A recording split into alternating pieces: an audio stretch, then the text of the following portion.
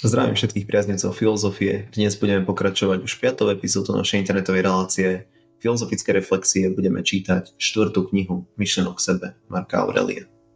Môžeme vlastne rovno začať aj čítať. Začneme dnes, ako sme spomínali, 4. knihou. Budeme čítať druhé paginačné číslo, druhý paragraf. Nejaký čin nerob bez cieľa, ale vždy len podľa dokonalého a premysleného plánu. Tu vidíme, že prečo je dnes stoicizmus tak populárny medzi motivačnými speakerami a rôznymi marketérmi, ktorí sa na tejto filozofii nabaľujú. V dnešnom ponáhľanom svete táto praktická aplikácia na produktivitu je veľmi ľahko pretransformovateľná. No je to skutočne to, čo Marcus Aurelius mal na mysli. Naháňaj sa za peniazmi a úspechom, ako hovoria motivační speakery, ako to napríklad často vraví Ryan Holiday vo svojich knihách, vo svojich videách, keď vravel, že netreba nič robiť bez cieľa. Nie je to úplne také jednoduché. Každé naše konanie by malo mať zmysel a byť vedené rozumom. Nie sme tu na to, aby sme konali impulzívne alebo bezmyšlienkovito. Každý skutok by mal vychádzať z 3 bodov, ako keby. Z rozvahy, je to správne? Účelu, aký cieľ tým sledujem. No a v súladu s prírodovacnosťou slúži to dobru mňa aj ostatných. V stoickom duchu tu vlastne Marcus Aurelius vraví, že ako filozof nie náhodou, ale zámerne. Ale rozhodne tým nemyslel naháňať sa za materiálnymi vecami. Prejdeme teraz k 3. paginačnému číslu. Toto je moja obľúbená pasáž z tejto knihy. Pochopíte o chvíľu prečo, lebo verím tomu, že každý z vás, ktorý si povedal, že už má dosť toho života v meste, toho uponáhľaného sveta, si niekedy v živote povedal to isté, čo si hovorí práve teraz Marcus Aurelius. Ľudia si obyčajne vyhľadávajú za útočištia pole, prímorie a hory. A veru aj ty si navykol túžiť najväčšmi po takých útočistiach. Ale všetko toto je veľmi úbohé východisko, lebo v ktorúkoľvek chvíľu sa ti zachce, môžeš sa uchýliť k sebe. Nikde sa totiž človek neuchýli ani pokojnejšie, ani s menšími ťažkosťami ako k svojej duši, a najmä v prípade, ak niekto má vo svojom vnútri to, k čomu sa, keď sa len trochu nachýli, hneď sa ocitne v plnom pohodlí.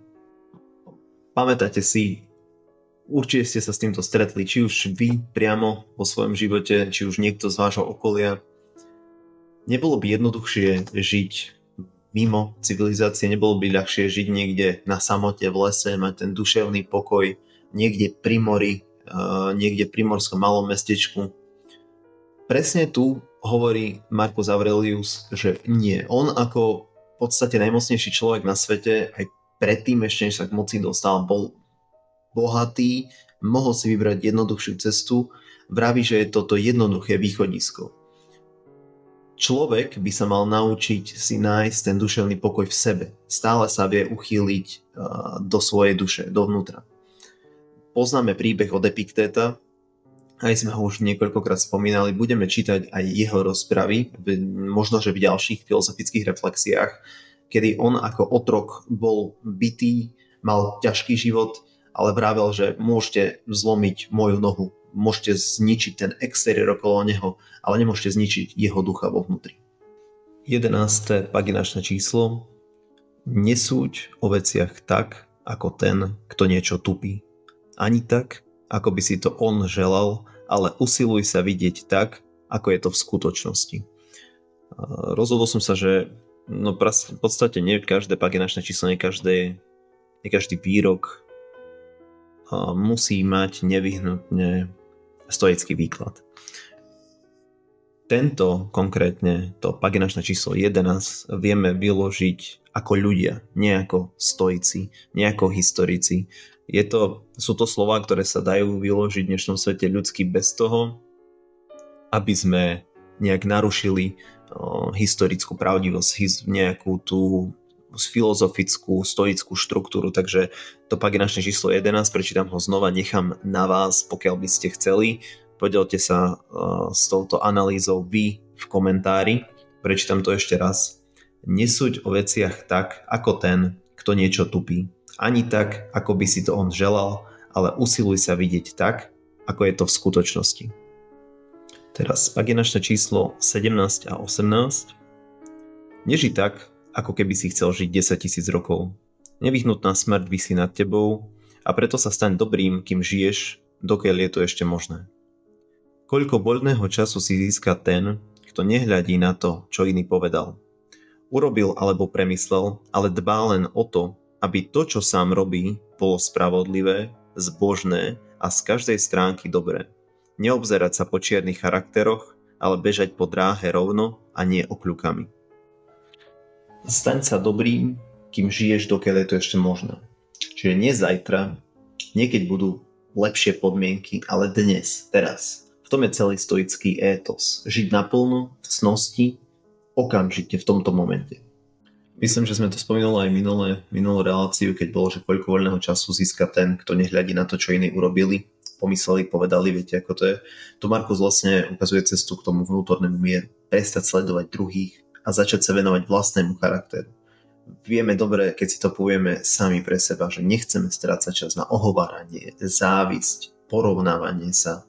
Človek by sa mal sústrediť na rozvoj vlastného charakteru. V tejto pasáži neobzerať sa po čiernych charakteroch, ale bežať po drahe rovno a nie okľukami. Tiež sú to slova, v ktorých ja si osobne nie som istý. Je to pasáž, ktorú nechám opäť raz na vás.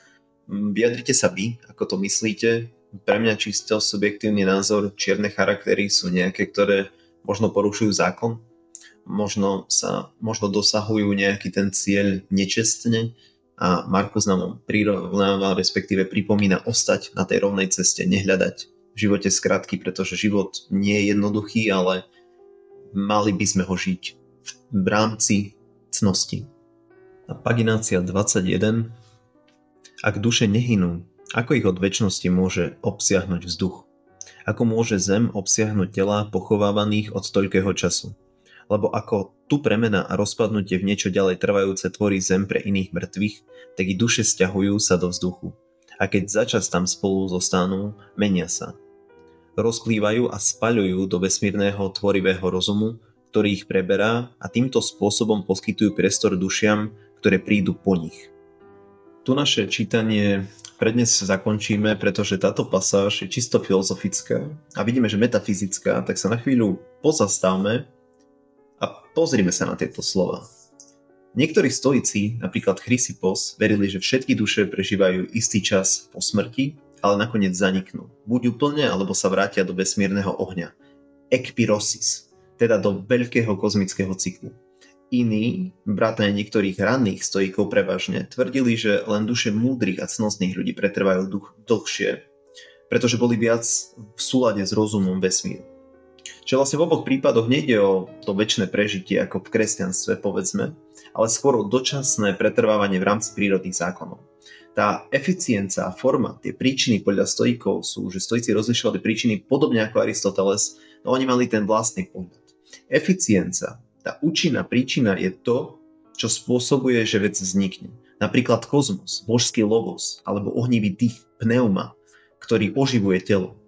No a tá forma, tá formálna kauzalita, to, čo dáva tvar a štruktúru, teda to, čo robí človeka človekom, odlišným od zvieraťa či rastlín.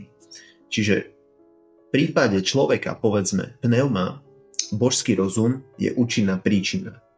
No a rozumná duša a ľudská prirodzenosť sú tie formálne príčiny. Ak by sme mali nejak uzavrieť tento stoický postoj, smrť nie je zlom. Je to prírodný jav, je to rozpad zložiek, návrat do celku. Posmrtný život nie je odmenou či trestom, ale fyzickým dôsledkom stavu duše.